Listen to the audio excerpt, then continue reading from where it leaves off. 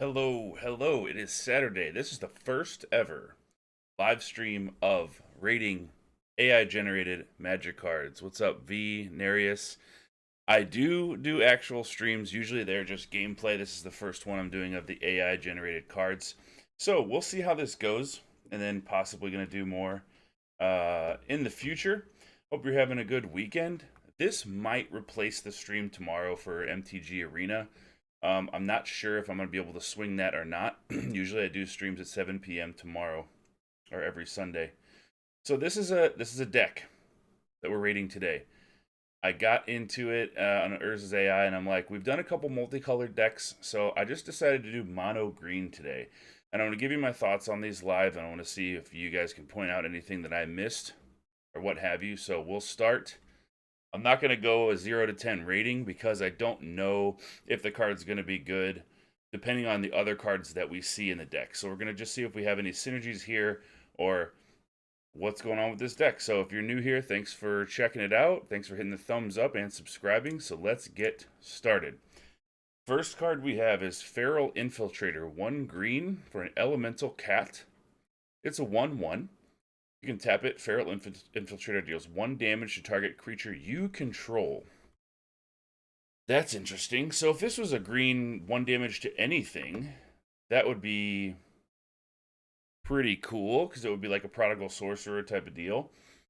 But 1 damage to target creature you control, that's very situational, that's very build around. So I don't see this being very good unless we have something later that it's some creature that's like when it takes damage, it deals that many times damage to something else. We're going to find out. Flavor text is he gets in and stays out of the fight, sowing fear in the hearts of those who seek his territory. V says Feral Infiltrator works with the Ixalan dinosaurs within Rage. Those are mostly reds. This is not that good in that context, maybe. Feral seems fun with Fungusaur. Elemental works in green. Okay, so are you saying maybe for the Dinosaur Ixalan deck, we might want to throw a cat in there, V? Is that what you're saying? We'll have Dinosaur Tribal with Enrage, but also a cat? Alright, I can dig that. What is the next one? Colossal... Oh, it's Chasm Gulch. I was like, Colossal Chaz? Chasm Gulch? It's Chasm Gulch. It's 1 green, 1 generic for an ooze. And it's just a 2/2 vanilla creature.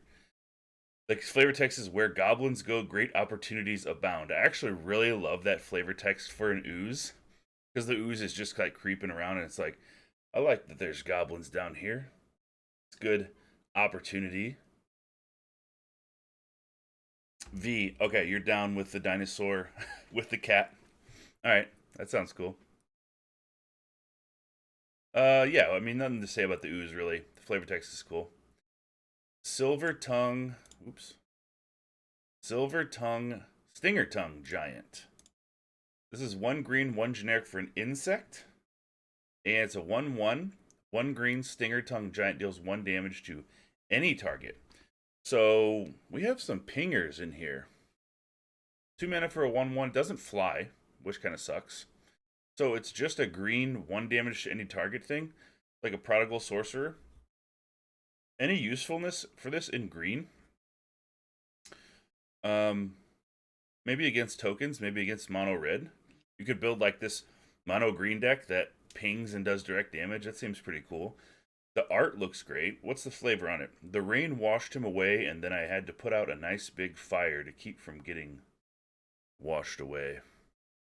Kalajor of Alta Tanta. So the rain washed the Silver Tongue Giant away, and then Kalajor had to put out a fire to keep from getting washed away. Seems weird.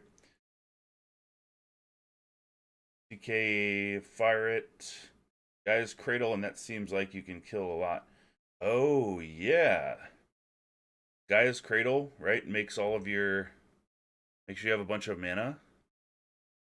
Right? Your forests tap for additional mana or something. Isn't that what Guy's Cradle is? I should know this. I thought I had a Guy's Cradle back in the day. So, with the Stinger Tongue Giant, you're saying?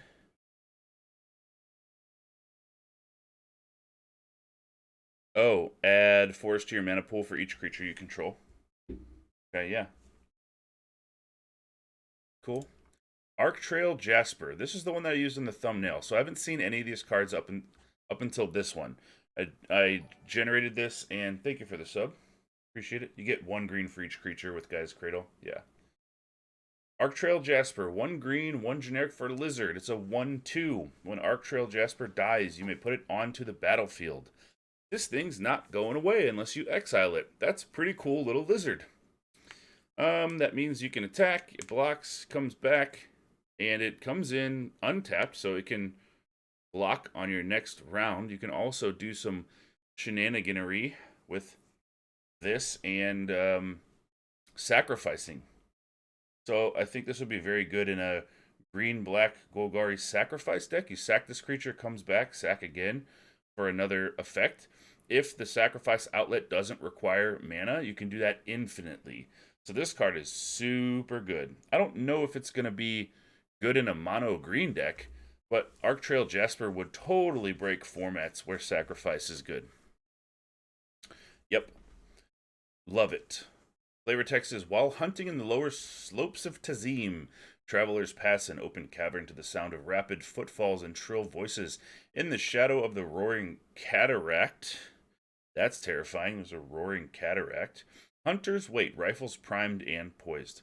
Yeah, Arctrail Jasper, yeah, the Golgari card for sure. That's very good. Sack it, go infinite with it. Love that. Next is an artifact creature. It's Golden Jet. 3 mana. Make sure that I've got this centered for you guys so you can see it. 3 mana. 2/2 flying lifelink. Thopter. Not bad. Usually you don't get more than 2 power with a flyer anyway. And the fact that it has lifelink on it is really cool. Pretty straight up, just like a pretty good card. What's the flavor? An eye and a golden one, to be sure. That reminds me of, what is that? Is that Lord of the Rings? Where he says something about a surprise and a welcome one, to be sure. Something like that. Miri of the Weatherlight. Not quotes, but it's asterisks, meaning that maybe it's a different Weatherlight. The Phyrexian Altar and Hydra to use in mono green. Nice. I like that idea. Kessig Familiar. 3 mana for an artifact creature construct. It's a painting. The art is just a painting of a familiar. So does that mean that the painting and the frame itself is sentient? And that's the familiar? It's a 2/2. When Kessig Familiar enters the battlefield, put a +1/+1 counter on each other artifact you control. That could be pretty damn good if you have like Tron or some full artifact deck with a lot of artifact creatures for 3. But in this deck, I don't know. I mean, so the only synergy that we're seeing right now is with the Golden Jet, but we'll keep this in mind. Because you can play Golden Jet on 3, Familiar on 4, that becomes a 3/3 flying lifelink. That's not bad. Keep this in mind as we go through the rest of the deck, though, and see if we've got any powerful artifacts that this could help with. Rockjaw. That looks like a football player. That's totally a football player. Rockjaw, 3/1 flying trample. Alright, so there's another artifact creature. So maybe that familiar is actually pretty awesome in this deck.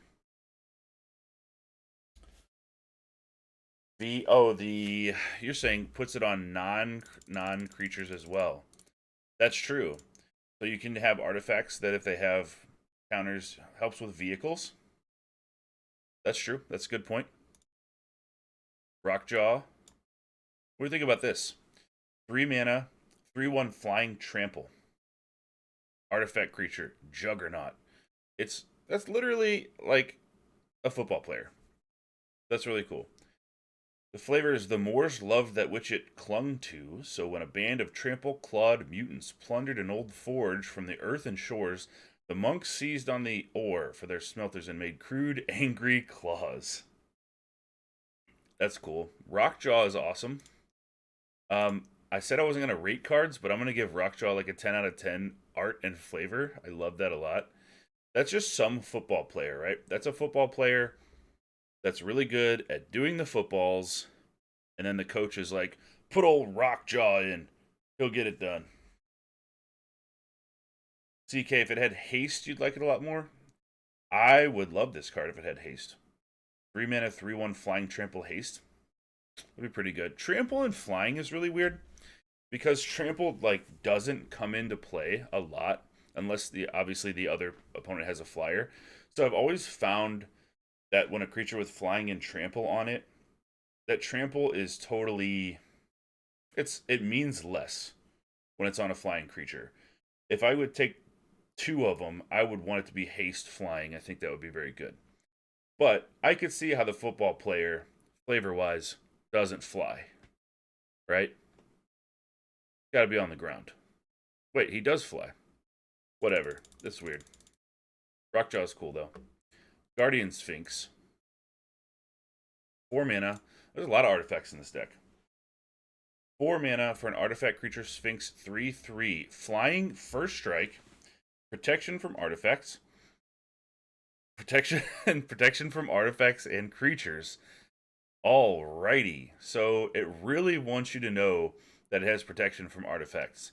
So you play this on turn 4 and your opponent's like, what does it have protection from? And you're like, it has protection from artifacts. It has protection from artifacts. Artifacts, right?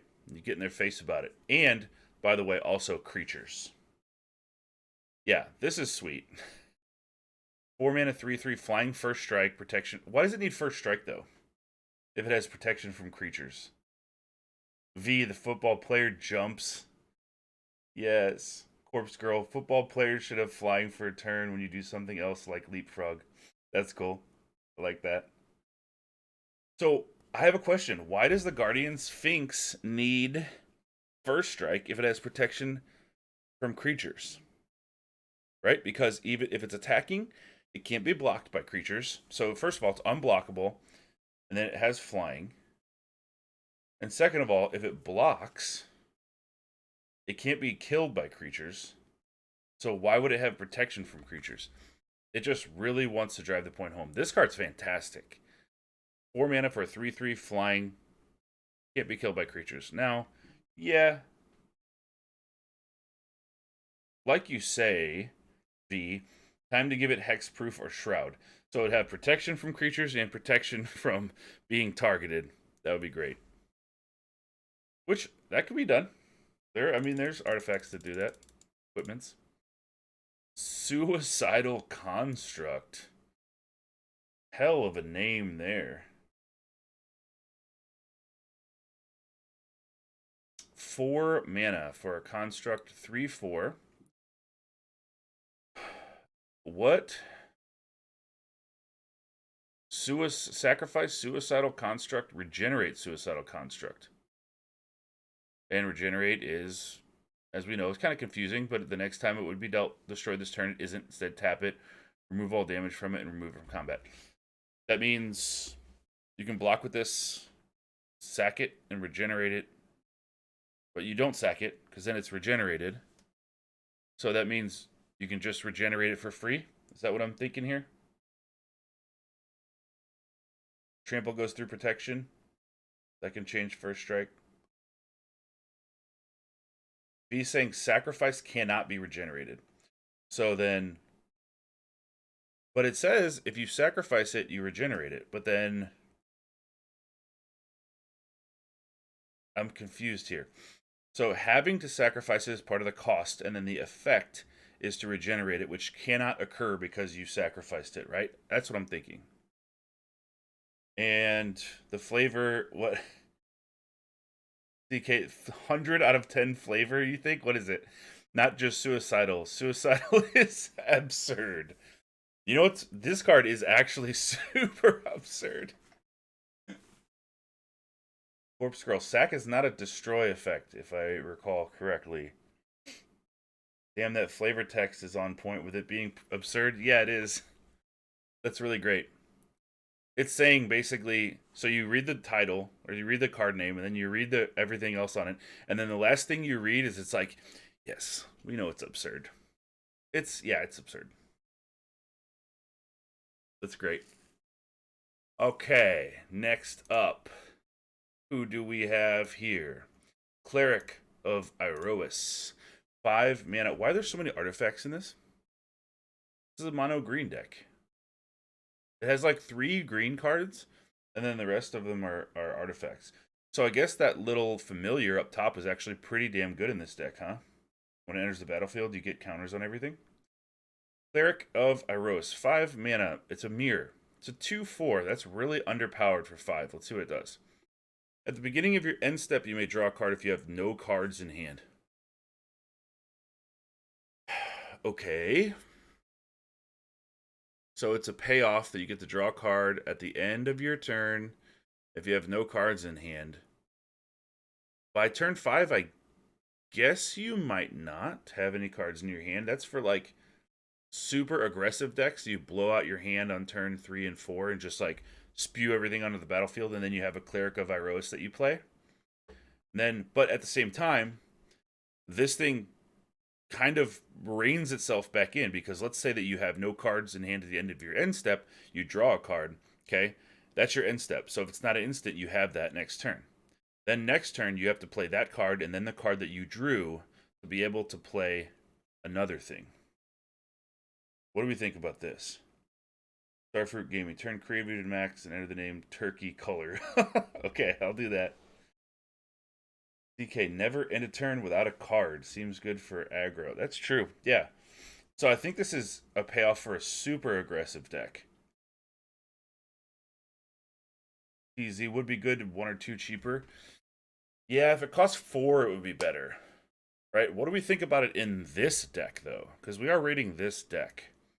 So we have a 4 cost. Construct is just absurd. Guardian Sphinx. 3 cost here, Rockjaw. We don't have a ton of one. What do we have? We have 1 1-drop. 3 2-drops. Thank you for the subscribe. I appreciate you. 3, that's a golden jet. 1, 2, 3. 3 3-drops. 2 4-drops. So this doesn't seem like a deck that could really take advantage of Cleric of Iroas a lot. If we had a bunch of 2-drops, say, we had an absurd amount of 2-drops, if you will, then we can play Cleric of Iros. What is the flavor text on this cleric here?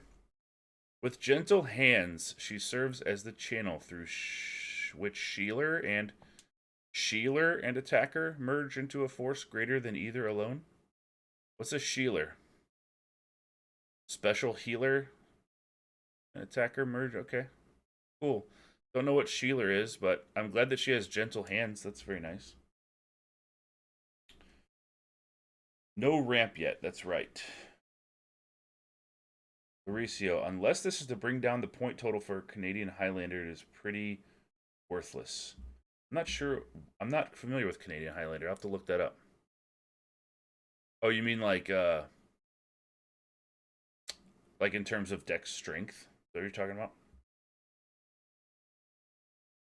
Corpse Girl, Shealer, female healer, short healer. Shealer. That's great. I love that. Healer and Shealer. We're gendering the healers here. All right. So the Conduit of Lost Truth. Look at that art. That art is awesome. Just take a second to gaze on its magnificence. Perfect. 5 generic for Construct. Vigilance, 3/5. 2 generic mana, Conduit of Lost Truth gains flying until end of turn.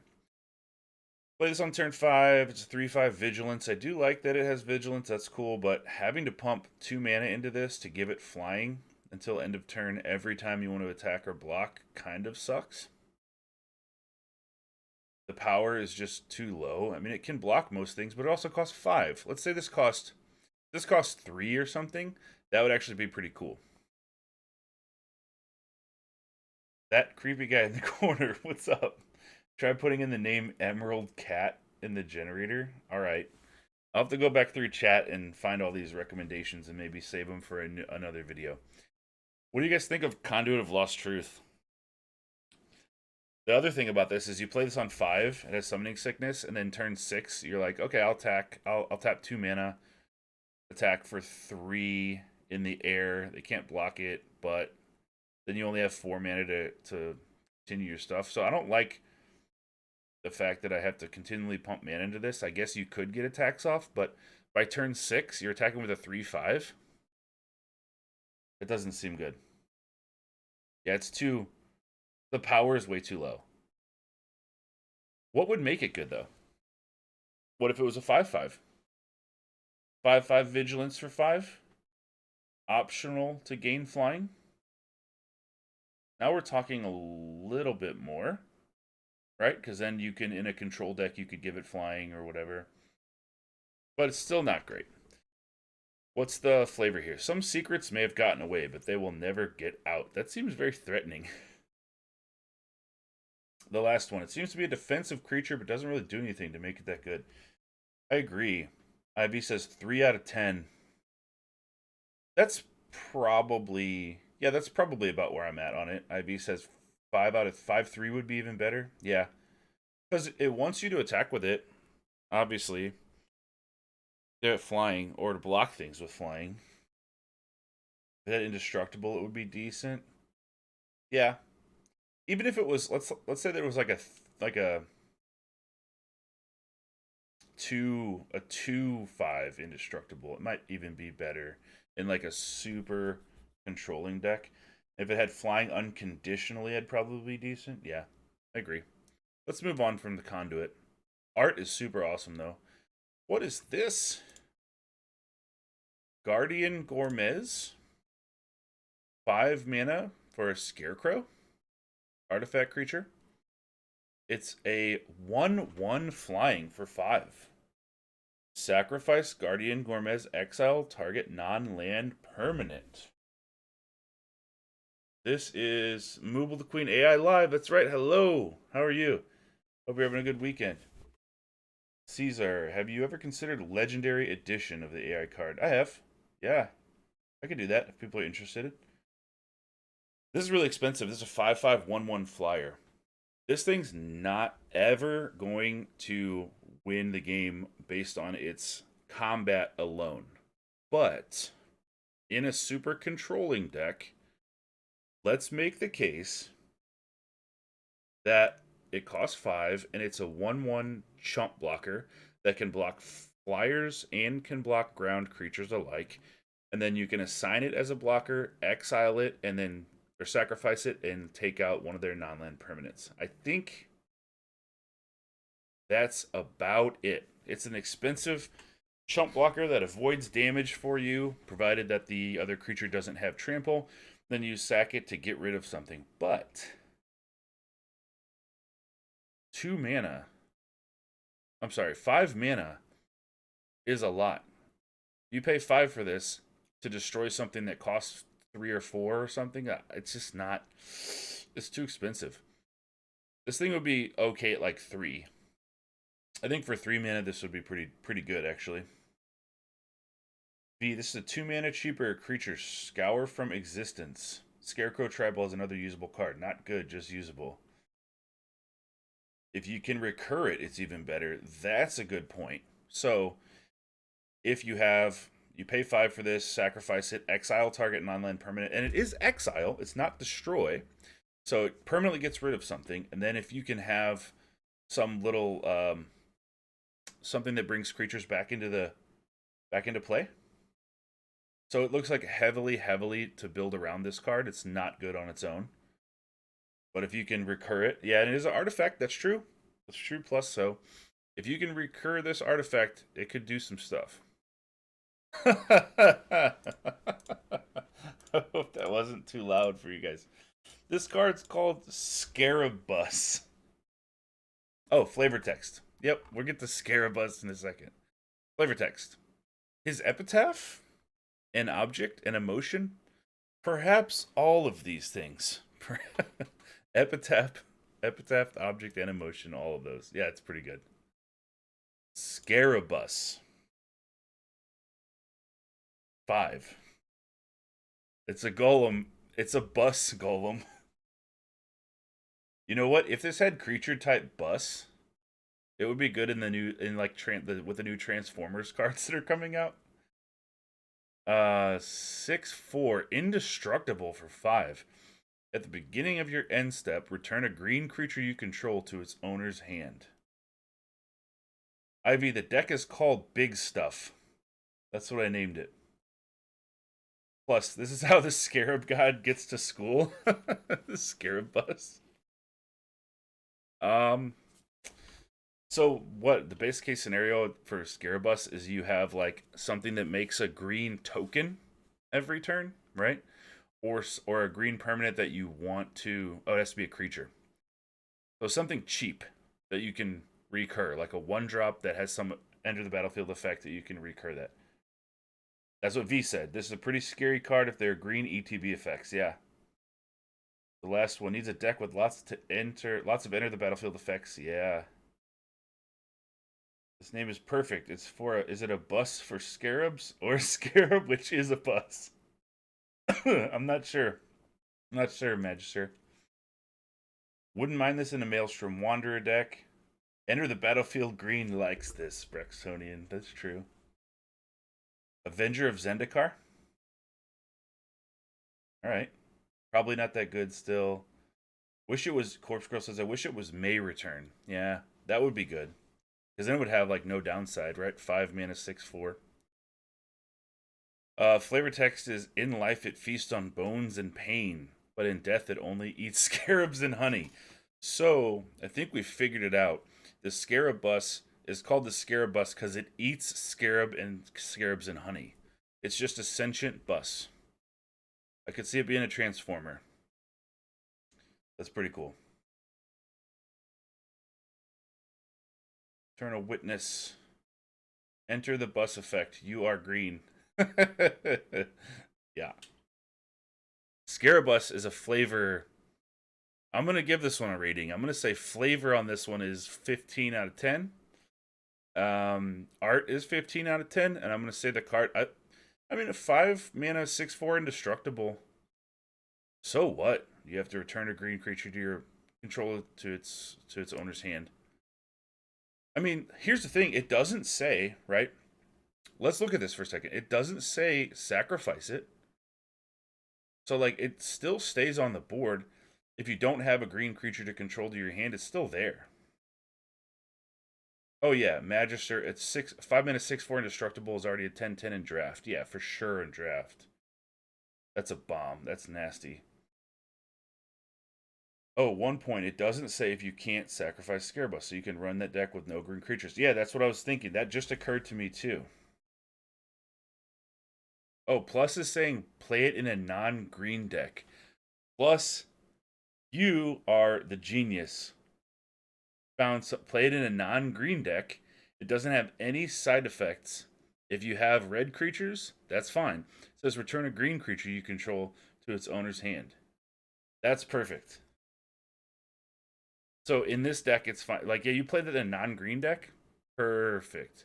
That's awesome. All right. Moving on. Improvised Vault. 5 mana. Old Heart Hide. Did I always want to become a MTG? I don't know. I don't think I'm an MTG yet. I think I'm getting there. Improvised Vault. 5 mana. Look, it's a card. The art is a card.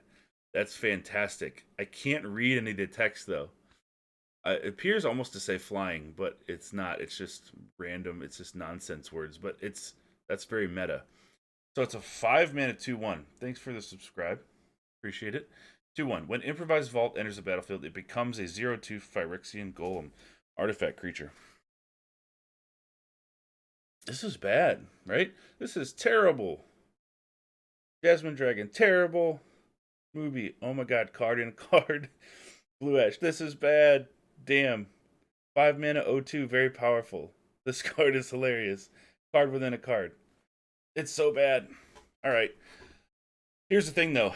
If it matters, when it enters the battlefield, it has an ETB effect. That effect would go on the stack that it would transform into a 0/2 Phyrexian Golem. So if you have something that, I don't know, nah, it's just this card's just, just bad. Come on. It's horrible. Profess 64, it is funny though. That's true.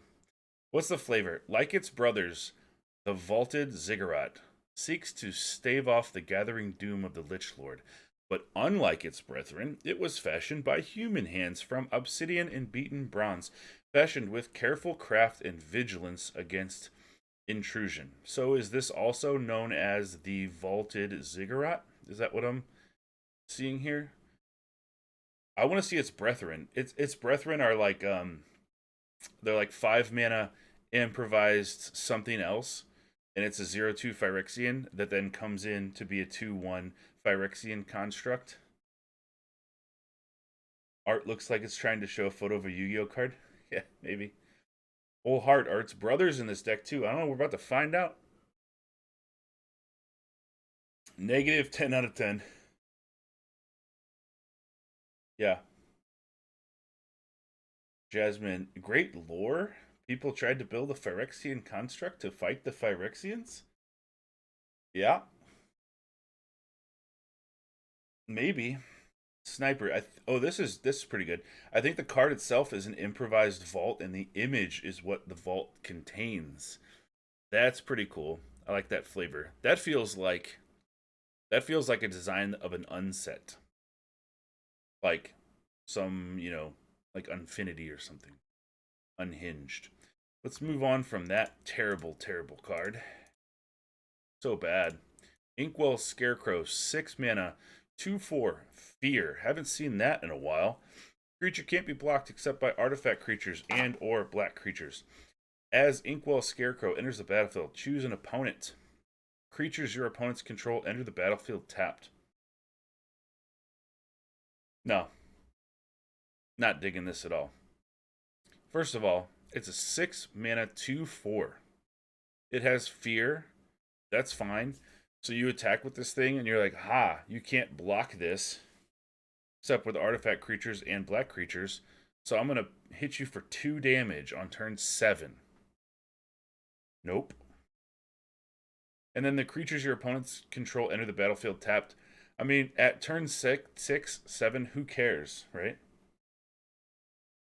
They're like, yeah, I'm going to play a big, like, 9/9. It enters tapped. Whatever.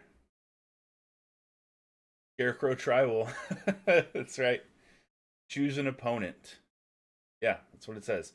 Creatures your opponent's control enters the battlefield tapped. Professor 64. Isn't good, but it is interesting. That's true. Be more Scarecrow stuff. Could be worse. I choose you. Okay. 6 mana for a 1 mana effect. Yeah. The last one says maybe for 3 or 4 mana. Let's talk about that, because then we're talking, right?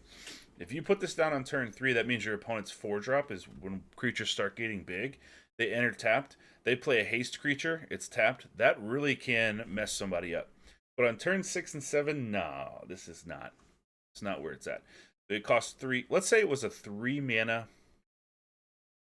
Had all the same effects, but let's say it was a 2. Let's say it was a 2/1. Okay. Now we're talking about a pretty good card. 3 mana 2/1 Fear that potentially is unblockable. Start attacking with it on turn 4, making all the creatures turns 4, 5, and 6 come in tapped on your opponent's side. Now we're really talking. Wait a minute, that's true. Name. The opponent's control is all opponents. That's true. So you choose an opponent, and then if you're playing this in Commander, it applies to all opponents anyway.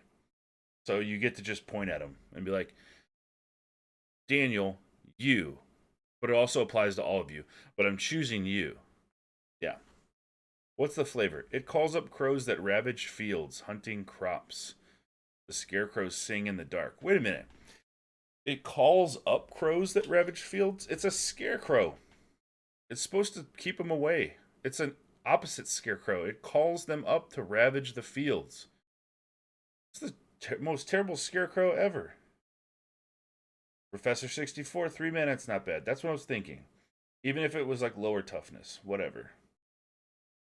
Vibrant Toucan. I choose you, Daniel. Use your Thunderbolt attack. Colorless, I could see. Yeah, most people don't want to play white in Commander. Yeah. Get that. That's the worst Scarecrow ever. Yeah, that needs to be cheaper. That really needs to be cheaper. Buried Alive. 7 mana for a 4/8 defender with flying. It can block defenders. This card's bad, but look at the art. That is ridiculous. Buried Alive, it's a bloody wall. And the wall is super high, which I really like flavor-wise because it can block. It's flying. I guess it would make more flavor sense if it had reach, but it is a wall that flies. So the wall presumably is on the ground, super bloodied from blocking things, and then somebody's like, I'm gonna fly over that with my dragon. The wall just goes whoosh, and blocks them, collects more blood, and then comes down. Flavor text is no need to sleep with the no need to sleep with the light on, sir. Everything's fine here. We have the buried alive flying wall. Sir, you can sleep with the light off. This wall buries things alive, and it flies.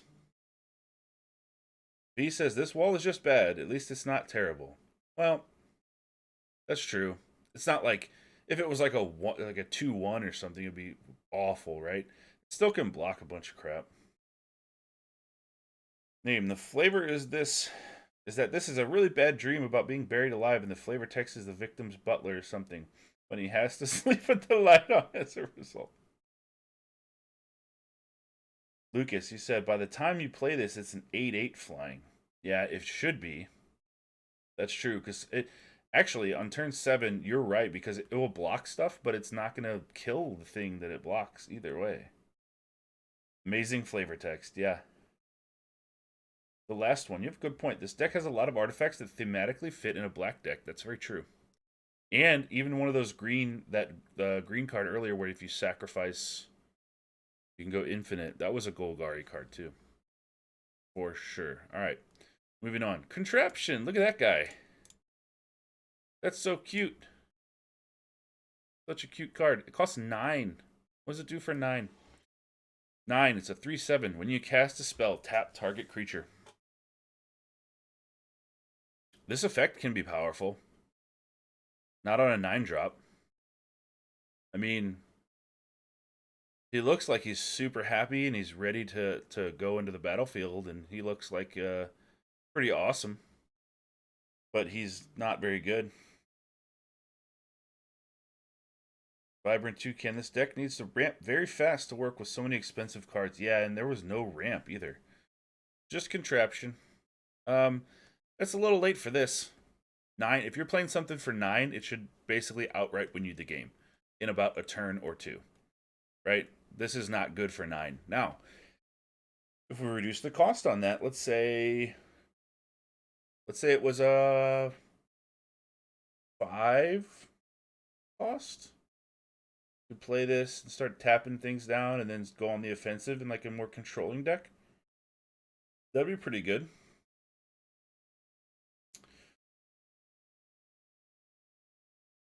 Radiant Realms. Even if this costs 6, it would be bad. Yeah, I think it's probably like, in order for this to be really good, it would be a 4 or 5 drop.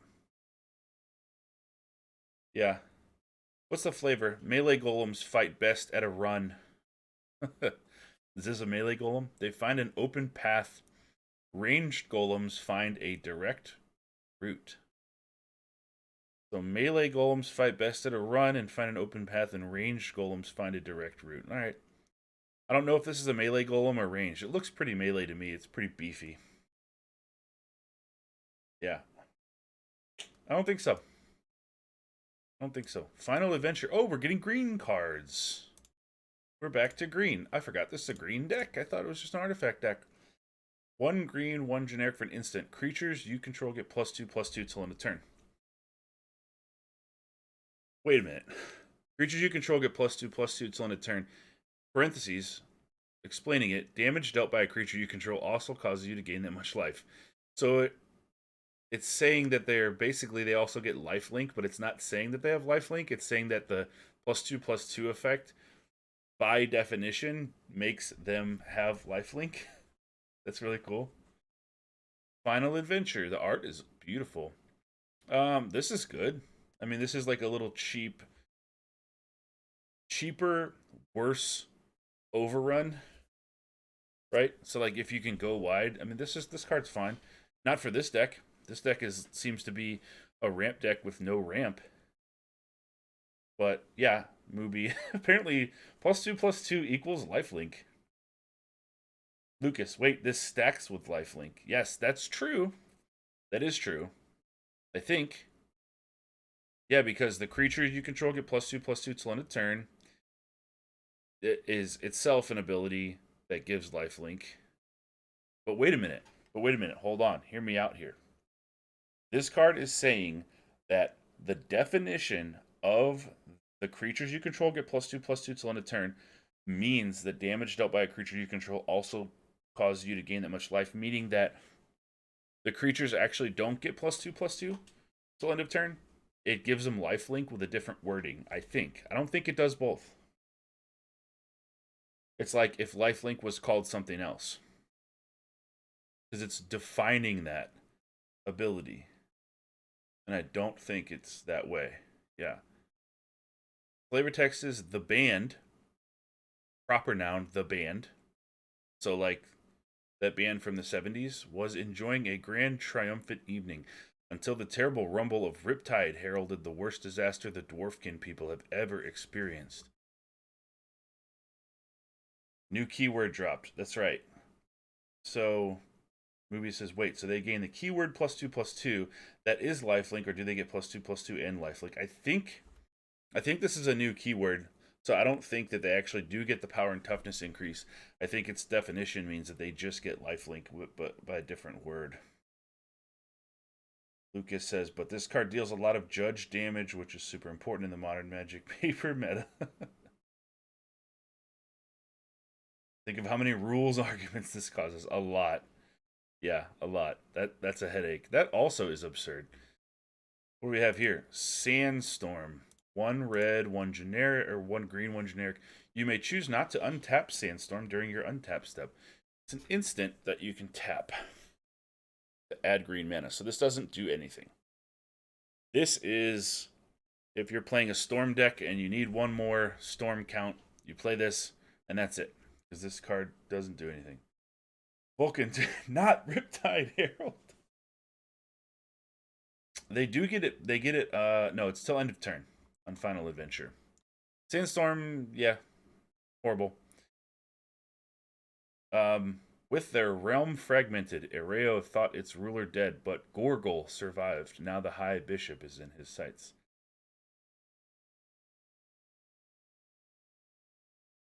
Lucas, you said, see my previous comment, use this in combo with the last card in 1 turn, and you cannot lose. Which ones? Final Adventure and Sandstorm? Sniper, instants pretending to be artifacts. This new Changeling season is wild. Gustavo, this will make sense once we see the set with instants that tap. You know what? I wouldn't be surprised to see a set with instants that tap. We'll call it permanent. Oh no! What happened? I lost it. Can I go back? Oh no! It's lost. You guys, I lost the deck midstream. Epic fail. Not cool. Oh, well. I think we only had about 2 cards left anyway. So we'll have to come back to it. I know. Vulcan, I know. IV buy deck, unfortunate. The deck was too powerful and had to be nerfed. LOL, rest IP deck, shape. We were at the 9 drops. I think we were probably pretty done anyway. But I burned the deck, that's right, and Sandstorm. Alright, well I'm gonna wrap it up there then. With that blunder. Thank you all for being here. Thank for the new subscribes. Now we're gonna have to put this in the epic magic fail compilation. Yeah, for sure. Anyway, so this has been fun. I'm gonna do this again. So if you want to see some, the Sandstorm deleted the deck. Yeah. So if you want to see some more, I'm gonna be doing this again for sure. because this is a lot of fun. And next time, I won't delete the whole damn deck. So, have a great Saturday. I don't know if there will be a stream tomorrow for MTG Arena or not. We are in MYTHIC doing best of one standard if I'm on there. But I don't know if there's going to be one or not. And thanks for subscribing. Thanks for hitting the thumbs up. And yeah, I will see. I'll see you guys next time. Sandstorm was way too powerful. It just ripped the whole deck apart. All right, have a good weekend, everybody.